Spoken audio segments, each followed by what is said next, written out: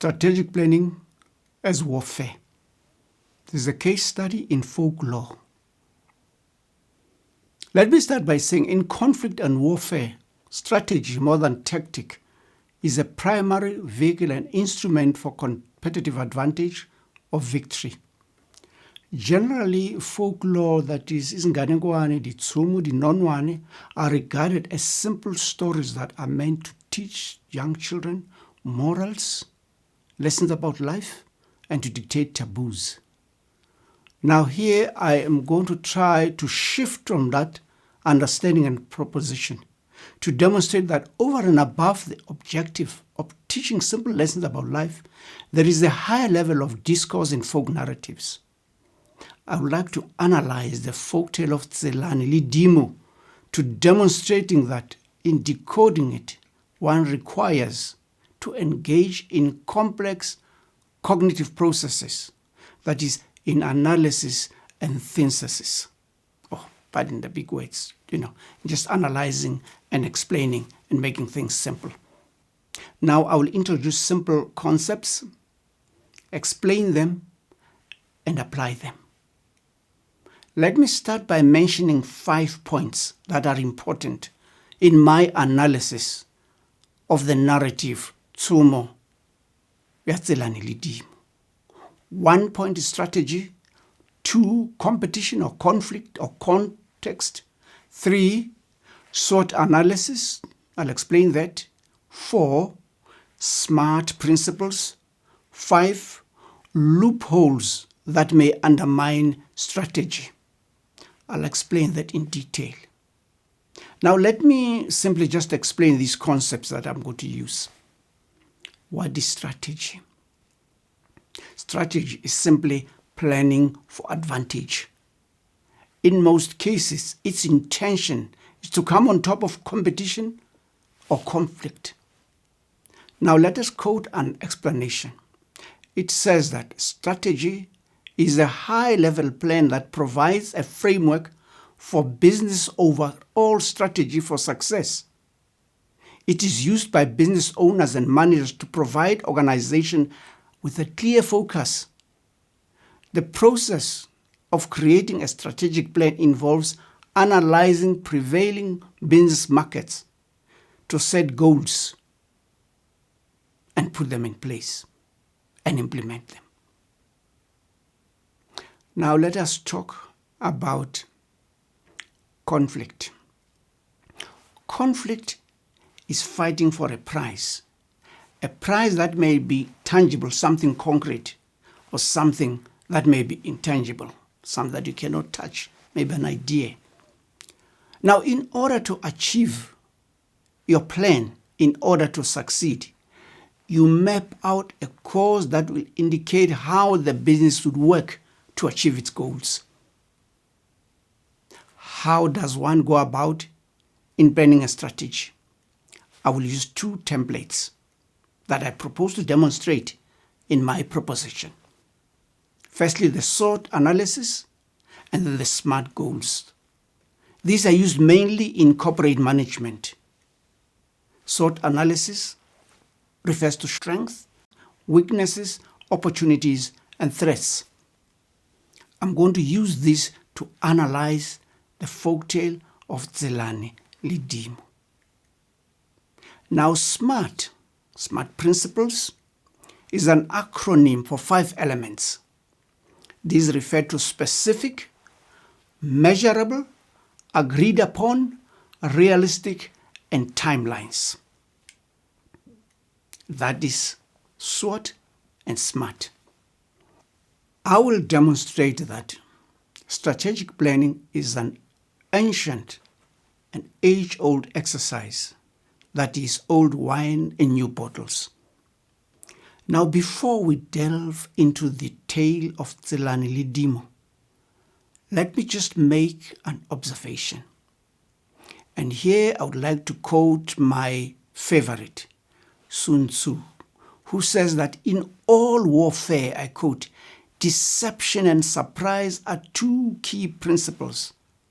It is often possible by adopting all kinds of measures of deception to drive the enemy into the plight of making erroneous judgments and taking erroneous actions.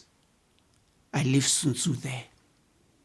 Of course, the corporate world will not admit to the element of deception, even though there are serious cases where international businesses have used deceptions, overtly, openly, or covertly, or secretly, to thwart the goals of their competitors. Just an example in passing, just Google a case of Richard Branson versus British Airways, just in passing.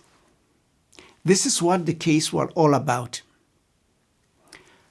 It was a case about dirty tricks. It is said that the campaign that was adopted by British Airways included attempts to undermine Virgin's reputation by spreading negative stories in the press, accessing their computer information, and even impersonating their staff to poach passengers. But the case was very serious. But it ended up with a settlement. In that settlement, British Airways ultimately settled the case, issuing a public apology for the injury caused to their reputation and feelings of Richard Branson and Virgin Atlantic. The damages? BA agreed to pay damages of £500,000 to Richard Branson and £110,000 to Virgin Atlantic. They also covered legal fees estimated to be around £3 million. Anyway, that was an aside. Let us just go ahead with Tselane le Dimo. Now, before that, let me make an observation that I am not going to engage with some theories, especially the feminist theory, I quote, that the overwhelming impression of mother figures given by the most recognizable versions of our cultures about tales and myths is the evil and absence of an unpleasant mother. That is a debate that I'm putting aside. It is a debate for another day if it's worth its salt. Now the story and plot of Tselane le Dimo. Once upon a time, a girl called Tselane lived in a hut in a forest with her mother. One day, Tselane's mother suggested to her daughter that they should migrate to another place, to find a place of abode there. But Tselane was reluctant to leave. They eventually agreed that Tselane would migrate and leave Tselane behind. Tselane would, however, enjoy the privilege of being visited by her mother every day. Since the forest was treacherous, the mother warned Tselane not to open the door for anyone but herself. To secure her safety, they devised a semiotic code that her mother would use for Tselane to recognize and open the door for her, lest she allows dangerous elements into the house, especially Dimo. Dimo was a cannibal, an ogre who lived in the vicinity. Now, they devised a code, password if you wish, a pin if you wish. When Tselane's mother comes visiting, she would sing a song, and that was a code. She would sing to Tselane, Tselane ngwanaka, nkanka buhobe uje. That is, Tselane, my child, take bread and eat. And then Tselane would respond, Kia utlwa heme, kia utlwa. I hear you, mom. And then Tselane would say, Kena ngwanaka. Then Tselane would say, Me ubina sanonyana ibina shake. Tsela nimwa naka. Mother. Nkanka buhobe uje. Mother. Tselane.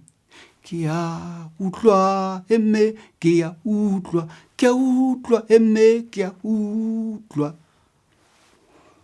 So Tselane would open the door, mother would come in, feed her, they sit, relax. And then at dusk, mama would leave Tselane alone and Tselane bolts the door. Dimo was all the time watching from behind the trees. And one day he decided, it's about time. He sneaked to the door, stopped at the door, and sang, Tselane ngwanaka. But her voice was deep and hoarse.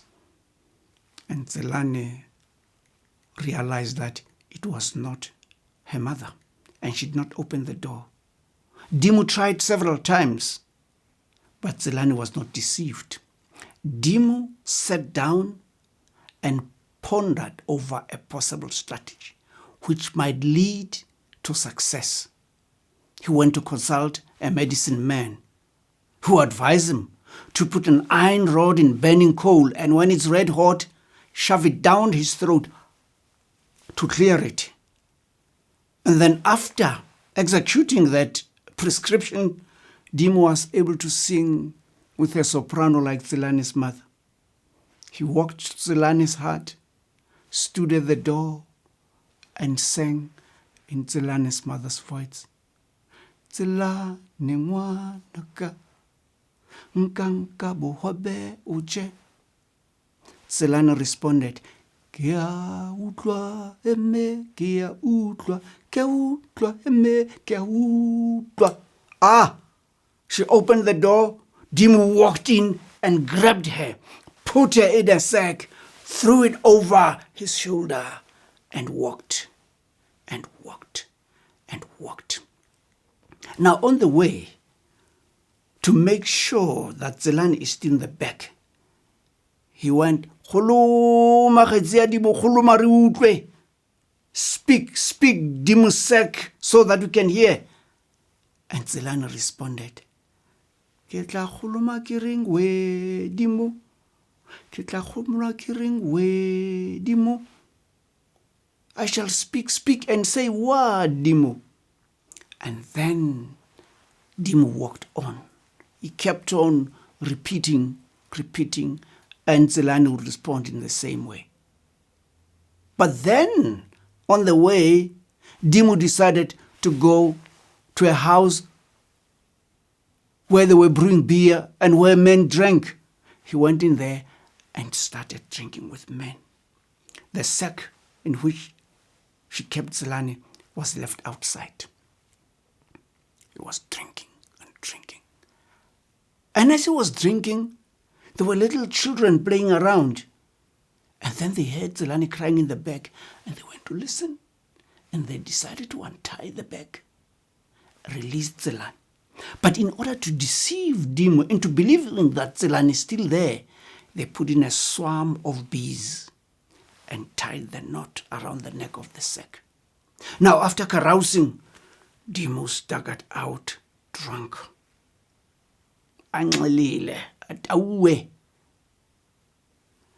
He took the bag, put it onto his shoulders, and walked home. He even forgot to check if Tselane was still in there. He forgot to say, Kholo makgetsi Dimo, kholo mare utlwe.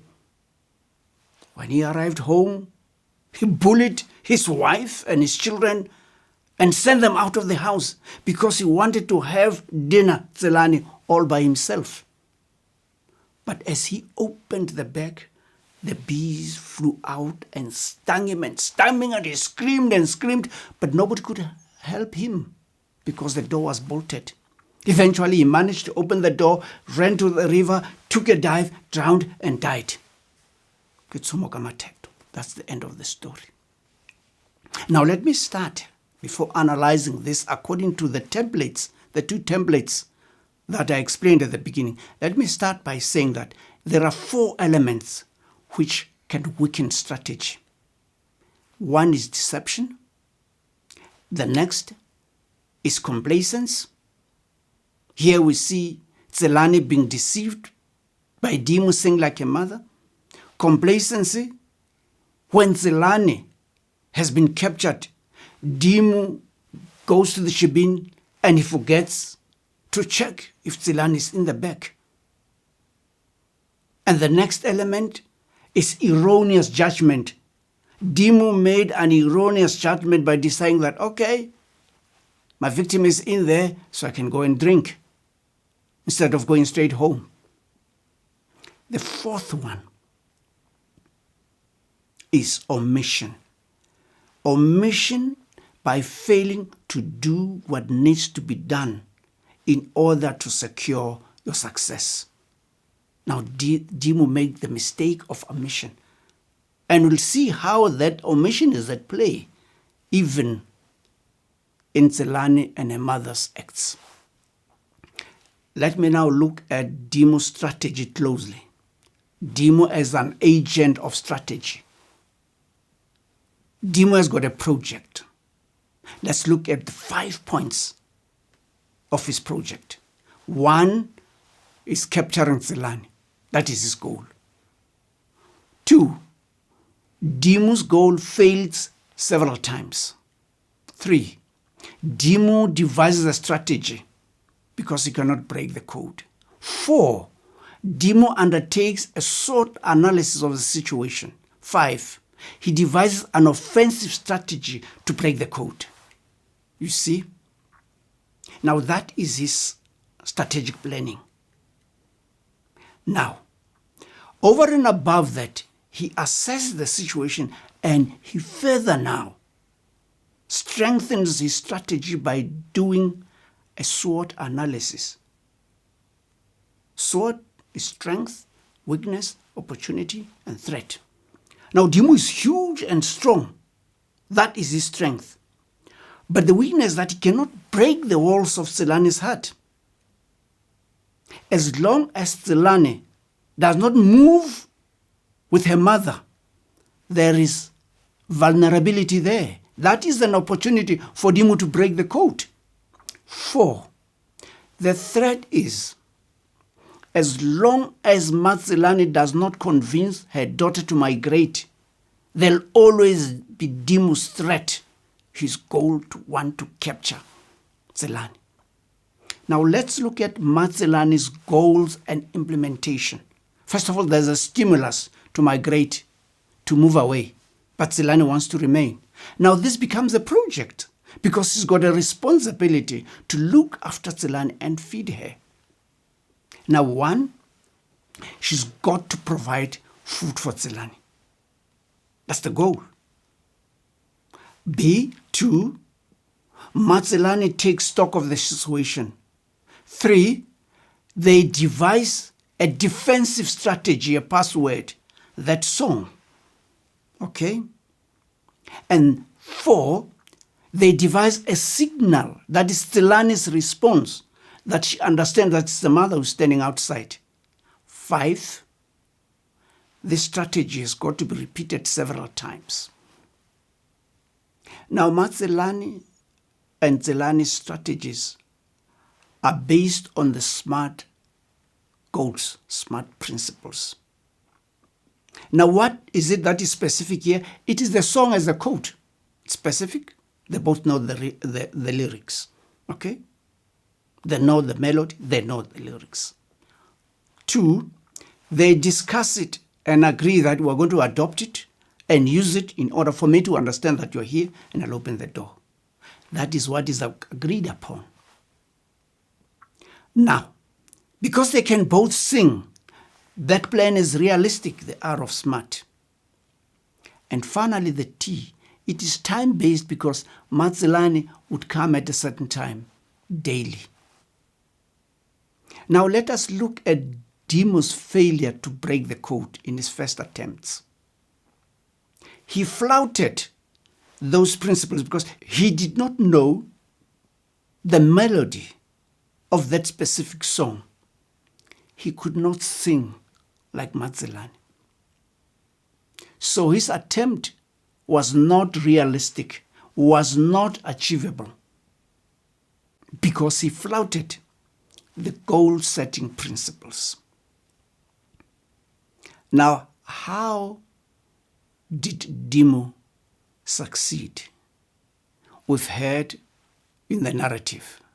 Let us look at his SWOT analysis and SMART principles. Dimo was at an advantage because Matselane's planning was bereft of the SWOT analysis. There was no SWOT analysis, or it was weak. Now Dimo was able to override that planning, the SMART principles, by devising his own new strategy of how to break the code. Tselane, I want to repeat, had a weak SWOT analysis, or it was not existent. Her rough idea, it was just a rough idea, was that when she leaves, Tselane would lock the door. When she comes back, she would sing the song, and that was it. Now, she apparently did not do a reconnaissance to check who was listening and watching, to check if somebody must learn how to break the code by singing. That was a weakness. Her only concern was a parental obligation and maternal duty. Now, there's always a possibility that the code might be breached. That was a threat. Now, that threat left a loophole for Dimo to subvert, big word, to break the code. The code was not very secure because Dimo was watching all the time, and it was repeated many times. It's like you typing your password and somebody looking over your shoulder and learning it.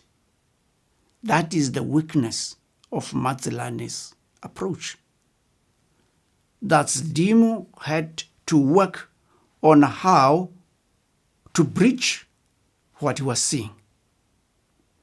Dimo was working alone. Therefore, he did not have to work on SMART principles, that you have something specific that will be measurable, that will be agreed upon with anyone, that will be realistic. Maybe that, yes.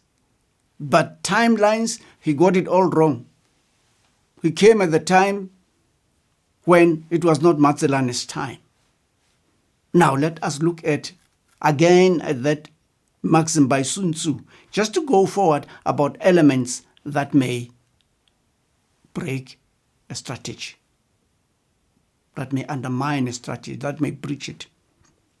I quote again, deception and surprise are two key principles. It is often possible by adopting all kinds of measures of deception to drive the enemy into the plight of making erroneous judgments and taking erroneous actions. No matter how a strategy is well planned and executed, there are elements which can be brought to bear to breach it, to break it. And here are 5 of them that I draw from Sun Tzu. Deception, 1. 2, erroneous judgment. 3, omission. 4, complacency. 5, surprise.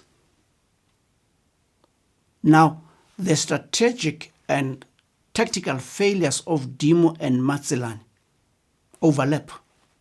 Let us look at this table to simplify what I'm saying. There are common elements in their execution. Now look at this table. Let us look at the column concerning Tselane. Matselane's blind spot is omission. She does not see the loophole in a strategy.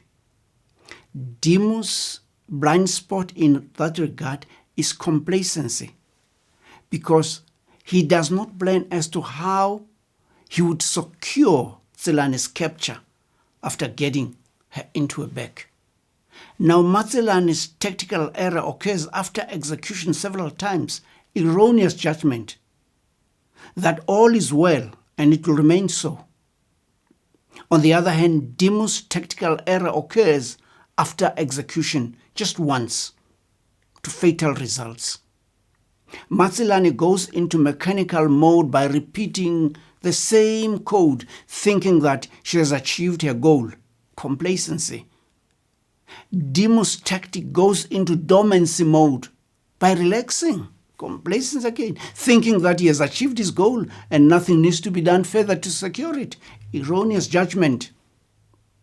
On the other hand, Matselane's code is easily broken by also her complacency. Tselane is taken by surprise because she thinks it's the mother who's singing at the door, and she makes an erroneous judgment by not listening to the nuances of Dimo's voice. To her, it sounds like a mother's. And then she succumbs to the element of surprise.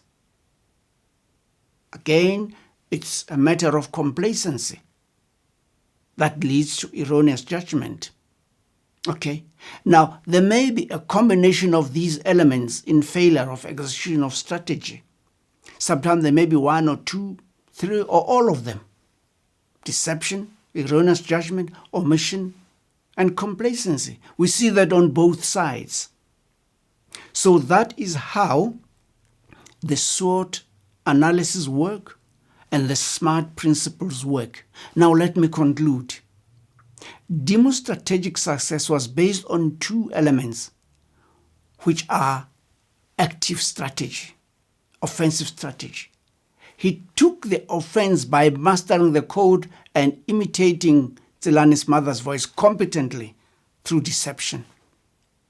He catches Tselane off guard, surprise. Tselane opened the door thinking that it was a mother, erroneous judgment. And then omission. Instead of looking at the time, that this is not the time when her mother usually came to visit her. Omission. Failure to do what's need to be done. But then omission and complacency when Dimo gets into the tavern or shebeen, he forgets to secure, to make it a point that Tselane would remain there. He does not appoint anyone to keep watch or to get into the drinking place with his bag. And now her success through complacency, through omission, fails. He becomes passive after taking the offensive position. And then, by chance, not through the strategy that is put in place by Tselane and her mother, by chance, the third party gets involved. These are the children who hear Tselane improvise their own strategy, which they've got to implement immediately. We can say that that is post-strategic. It's a post-strategic event, or event outside the strategies of the parties that are involved in this competition, in trying to outwit each other. Now, these elements that we've mentioned, especially deception, are at play whenever strategy is involved. Just in closing, going back to the Richard Branson versus British Airways case, we see the same elements there that we see in the conflict. Battle of wits between Tselane and Tselane on the one hand and Dimo on the other. When you go into your strategic planning sessions in your institutions, be it a school, NGO, NPO, a company, a law firm, government organization, a college or university or any institution,